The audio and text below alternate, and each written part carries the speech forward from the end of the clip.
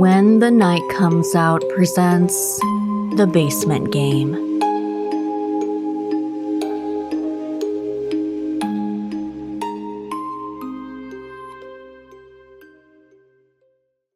Tommy was a good kid.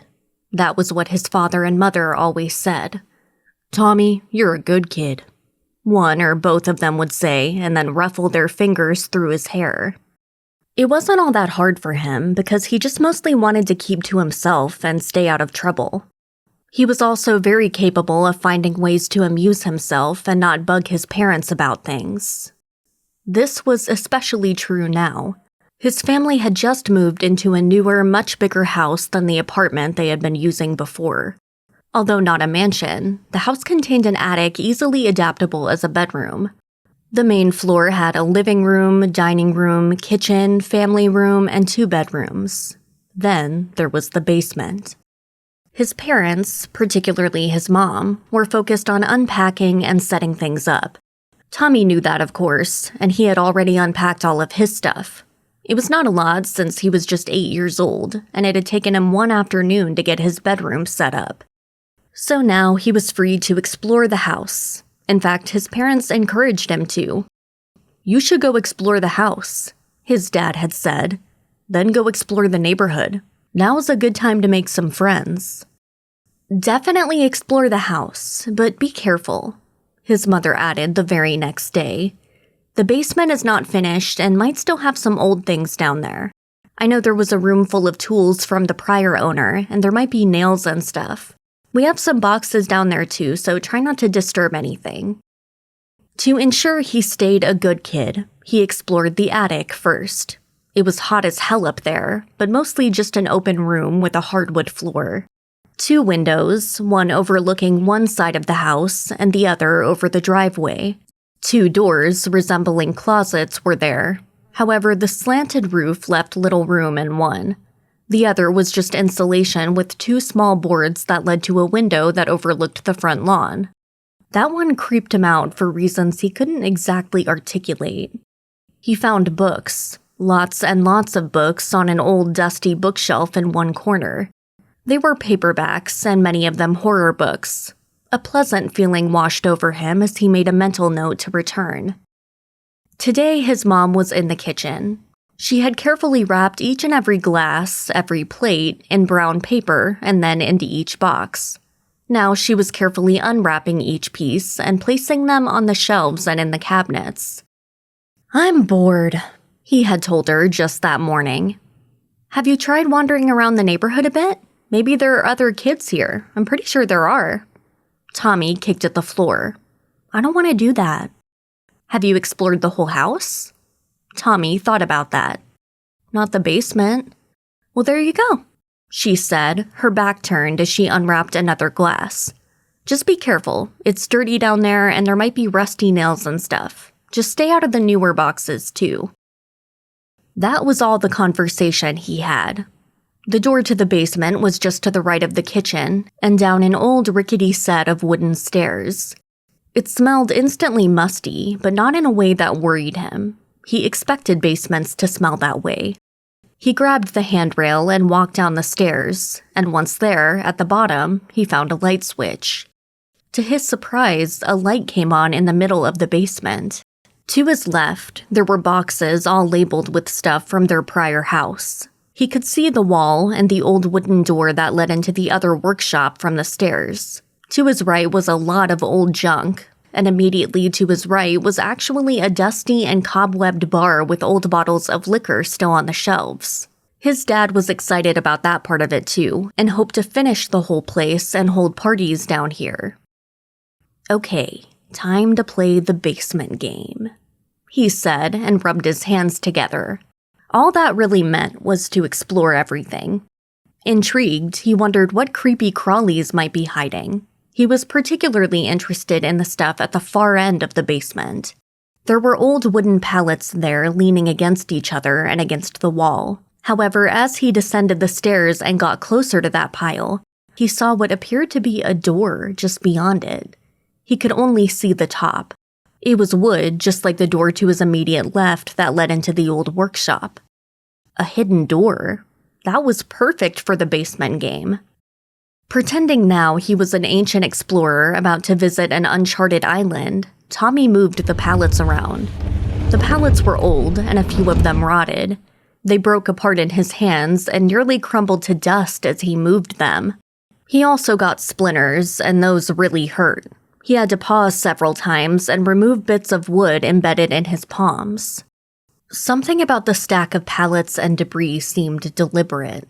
Tommy had no idea how he knew that, but there were just so many, and they seemed to serve no other purpose than to try to hide the door. He had only once seen pallets like this before, and it had been in a warehouse. What possible need was there for them in a house's basement? As he moved the heavy pallets into another section of the basement, stacking them along another wall, his thoughts turned to ideas about what treasures might be beyond.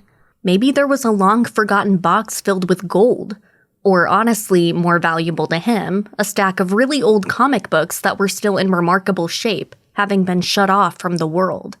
Now that would really be something. After moving everything, Tommy was sweaty and bleeding in several places on his palms. His mom would be absolutely livid. She'd want to cover it with Bactine, which would sting like hell. Before he revealed his find, though, he had to be a brave explorer and open the door. There was a padlock on the door. His heart sank, but then he looked a bit closer. The lock was very old. It was also very, very rusty.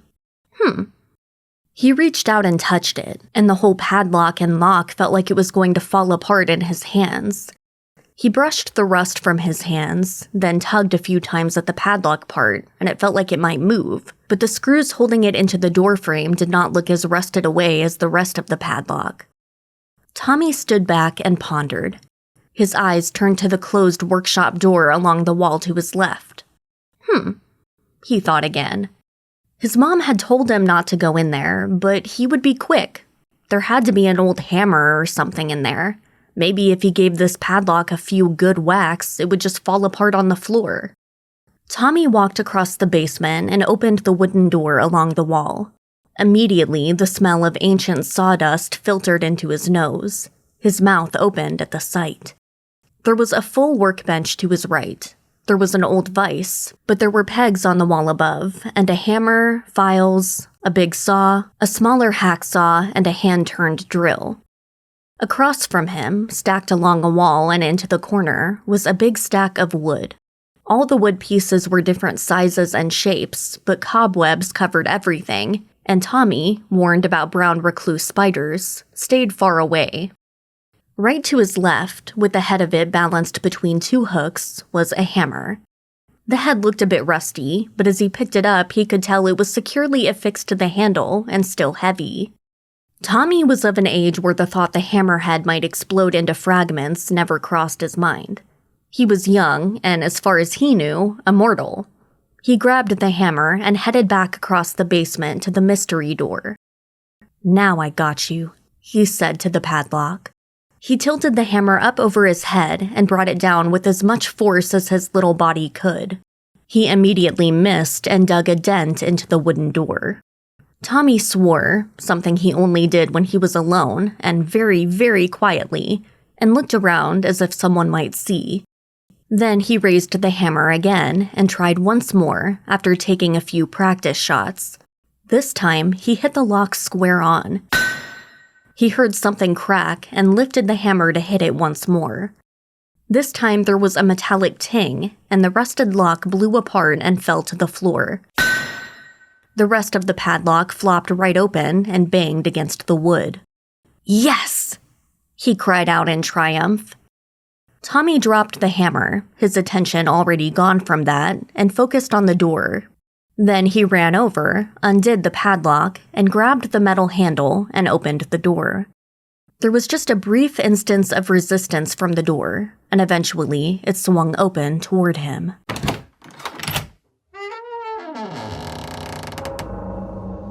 For just a moment, there was a small breeze at his back, as if the room on the other side was some sort of vacuum.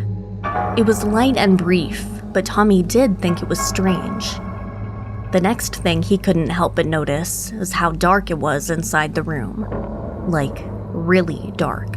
Like the light was being eaten as it entered the room beyond the door kinda dark.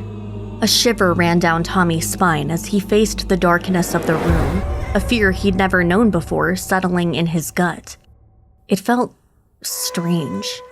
For a moment, it also felt like there might be something inside the room, which was a crazy thought to have, and his dad said people who had crazy thoughts belonged in a special hospital.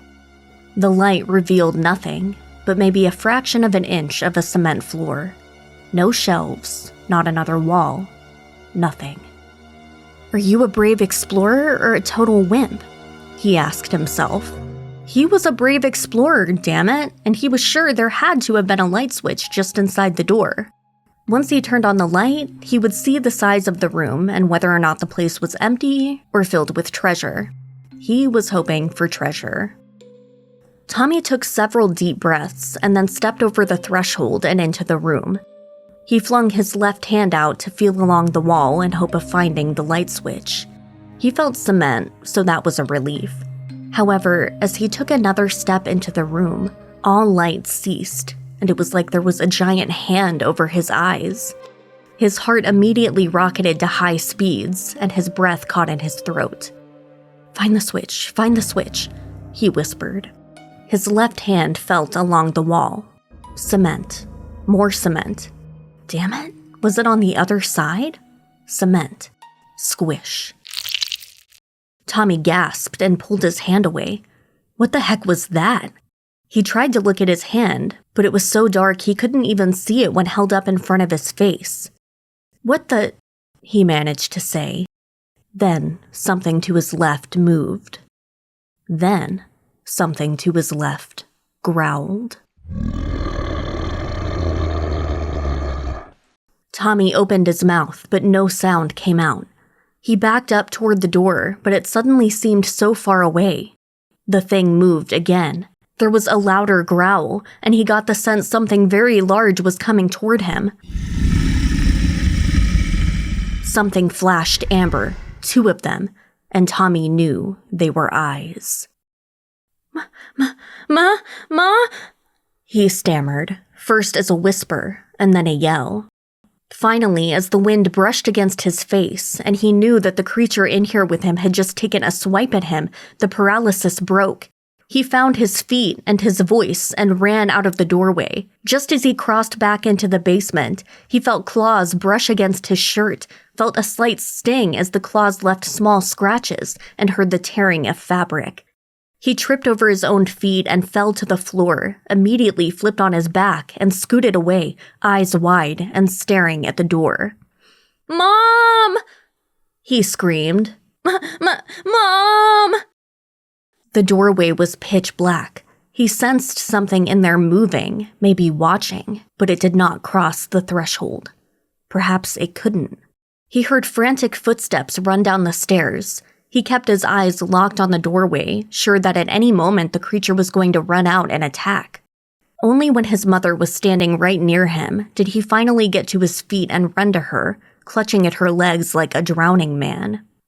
Mom, he stammered. Monster, there's a monster! His mom pushed him back a bit and knelt down and enfolded him in her arms. Tommy's sobs subsided in his mother's embrace, and a peaceful quiet settled over him.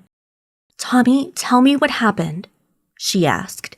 "Did you move all of this around? Why?" So he told her.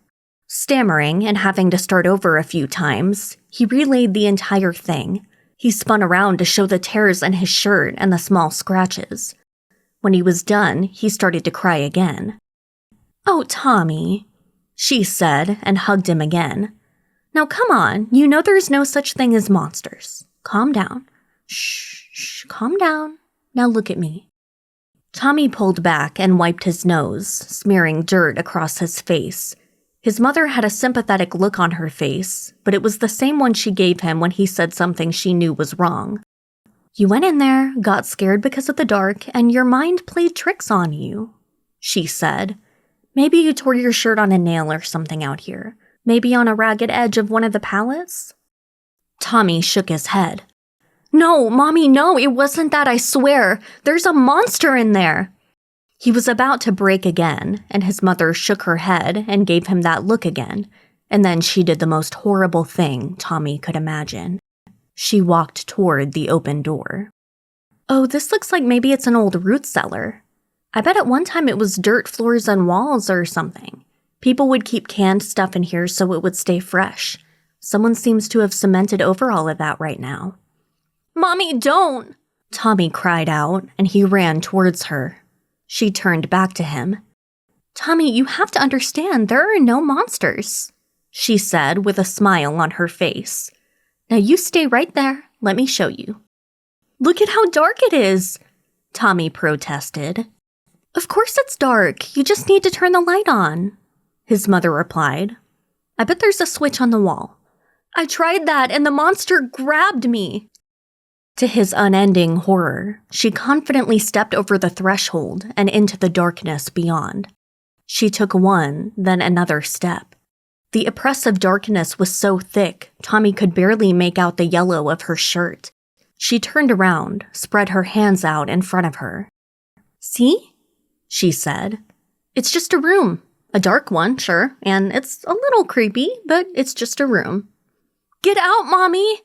Tommy yelled. Please! Just let me find a light. There has to be one. There has to. The growl was so loud that Tommy slapped both hands over his ears. He opened his mouth and screamed and screamed. His mother looked surprised. She turned her head to the right and opened her mouth. She screamed too, and it mixed with Tommy's screams. A hand came into view. Green, scaly, rough. The moment the dim light from the basement touched it, it began to smoke, and the growl became a roar. It had 3 fingers and a thumb, each tipped with a long black claw. As his mother's screams got louder than his own, that clawed hand grabbed his mother by the shoulders. Faster than Tommy could blink, something lifted her off the ground and yanked her into the darkness. Tommy saw her legs lifted off the ground, then a brief glimpse of her jeans and shoes, one of which went flying and tumbled out of the room. Tommy just kept screaming and screaming. So did his mother. But then, there was a loud sound that made Tommy sick. A crunching sound. His mother's screams turned into a warbled sort of gurgle that went on and on before there was another crunch, then another, then a bunch more. Tommy found he could not even scream now. He backed away from the door slowly. Tears ran down his dirt-streaked face. The crunching sounds went on, and Tommy put his hands to his ears and clamped down on either side. He kept backing away until the back of his legs hit the steps down into the basement. He sat down hard on his ass. He sat there for a long time with his eyes wide and his hands clamped to the side of his head, but no matter how hard he tried, he could not fully drown out the sounds of eating. Eventually, it did get quiet. So quiet. Tommy couldn't speak. He couldn't say anything, and inside, he couldn't even form a thought. At some point, he plodded up the stairs and into his room. This was where his father would find him eventually when he came home. He would ask Tommy a lot of questions, only to find Tommy was unable to speak. He just stared. Tommy had already arranged his bedroom. He had unpacked just like his parents asked. So he sat down on the bed and stared at the wall. He'd stay there because he was a good boy. Tommy was always a good boy.